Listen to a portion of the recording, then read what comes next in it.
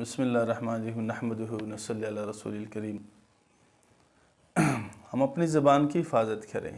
عموماً ہم اپنی زبان کی حفاظت نہیں کر سکتے ہیں۔ اپنی زبان کی وجہ سے بندہ بہت سے گناہ میں مبتلا ہو جاتا ہے اور یہی زبان ہمیں جہنم میں لے جاتی ہے۔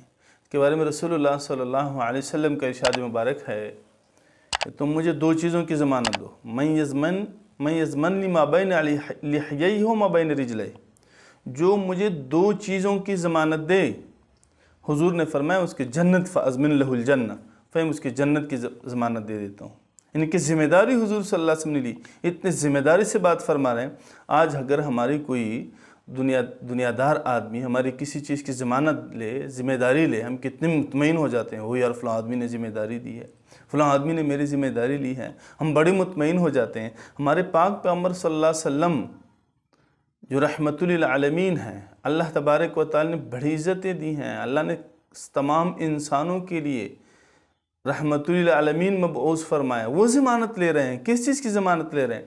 حضور فرما رہے ہیں دو چیزوں کی ضمانت دو جو دو جبڑوں کے درمیان ہے، ما بین لحییہ ہے، جو دو جبڑوں کے درمیان، یعنی زبان کی طرف حضور نے اشارہ فرمایا، جو اپنی زبان کو صحیح استعمال کرے گا، اس چیز کی مجھے ضمانت دے، میں اس کو جنت کی ضمانت دے دیتا ہوں۔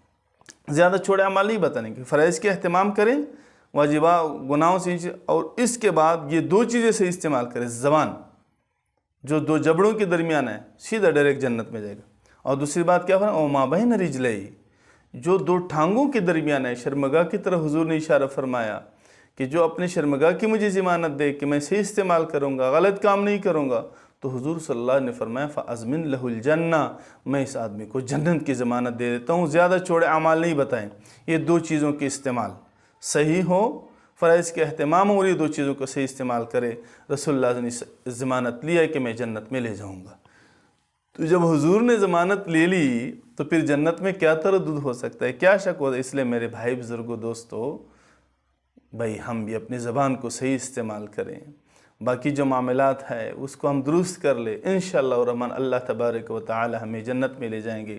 اللہ تبارک و تعالی سے دعا ہے کہ اللہ تبارک و تعالی ہمیں قرآن و حدیث پہ عمل کی توفیق عطا فرمائے، اور جیسے حضور صلی اللہ علیہ وسلم نے ضمانت لی ہے، اللہ پاک ہمیں یہ دو چیزوں کو صحیح استعمال کی توفیق عطا فرمائے۔